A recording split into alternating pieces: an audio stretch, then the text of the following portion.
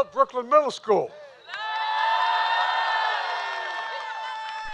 Well, good morning, everyone. I'm sorry. There's a tradition around where I come from, the state of Delaware. When there's a governor in the room, you got to stand up. And your governor's here, and I wanted to say hi to him. So thank you, Governor, for being here. It's a wonderful Thanksgiving tradition here at the White House. There's a lot to say about it, but it's chilly outside, so I'm going to keep this short. Nobody likes it when their turkey gets cold. I don't know if they're mad yet or not. But at any rate, I want to thank Ronnie Parker, chairman of the National Turkey Federation, and his family from Monroe, North Carolina. Ronnie's got 44 years in the turkey business, and he also is the grower of our honored guest today. And Lexi, he got a lot of help from Lexi, a fourth-generation member of the ranch where the turkeys were raised and prepared for this very day. They don't know what the verdict, I'm not sure of the verdict yet, but we're going to find out in a minute. They listen to a lot of music, I'm told, in order to prepare for the crowd noise today. That's real hard work. And they interacted with the children to show their softer side. Sounds like another flock hoping to come to Washington in 2024. Look, we're joined by another special guest, and that is for what is the largest national turkey presentation ever held at the White House. My dear friends, I can introduce them again, Roy Cooper and First Lady Kristen Cooper here. Truly fantastic leaders. Say hi, man. We're also joined by Congressman Dan Bishop. Where are you, Danny? Hey, Dan, welcome. Great to see you here. Thank you. And from the 9th District of North Carolina. And a special thanks to members of my staff and their young children who are here today as well. Matter of fact, if you look, you see that dog up in the balcony there, that German Shepherd? That's my dog, Commander. I was worried if he came down here with all of it, he'd just do nothing but kiss you and lick you. But he may go after the turkeys, so I kept him up there. But we're joined by another group of kids, as I said, from students from Brooklyn Middle School. The reason they're here in Washington, the reason they're joining us today is, they were invited a couple years ago to come, but because of COVID, we couldn't have it. So I'm glad you guys came this year. Thank you very, very much for coming. And we're also joined by students from the 4-H programs of Virginia and Maryland and the folks from the National Future Farmers of America. I want to thank them for being here as well. But before I gobble up too much time, I didn't mean to get started, man. Don't start on it. And by the way, that's my grandson, Bo, up there, and my granddaughter. Don't let him jump. At any rate, we got to get on with this. First of all, the votes are in. They've been counted and verified.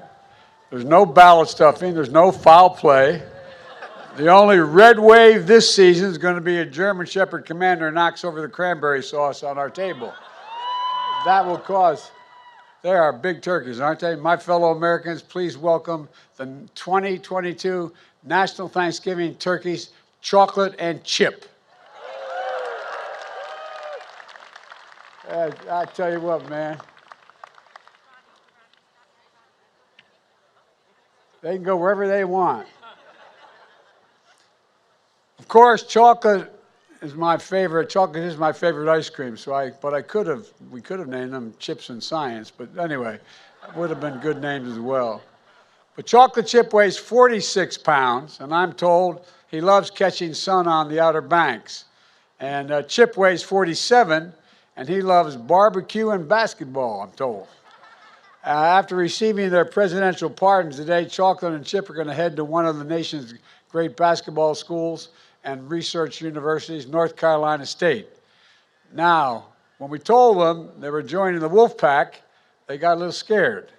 But then we explained it was just a mascot for the school, as one of the nation's best poultry science departments in the country.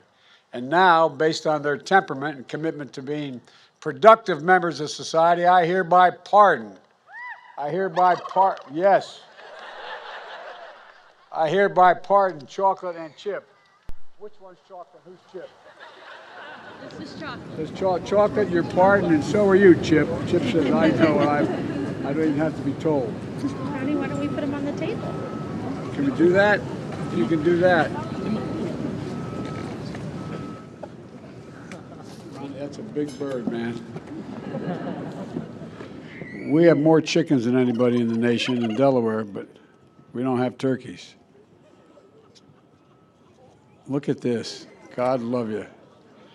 Now, this is chocolate, right? It is. Chocolate, you are pardoned. You are pardoned. He said, you had to tell me that? Yeah, you are. Yeah, I'm serious.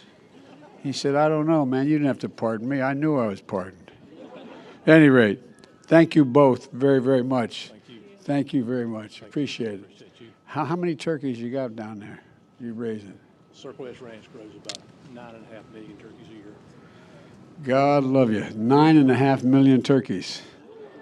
I tell you what, that's like some of the countries I've been to.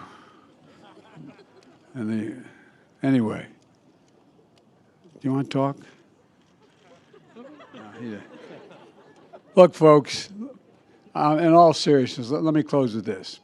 We can't forget the reason for Thanksgiving in the first place.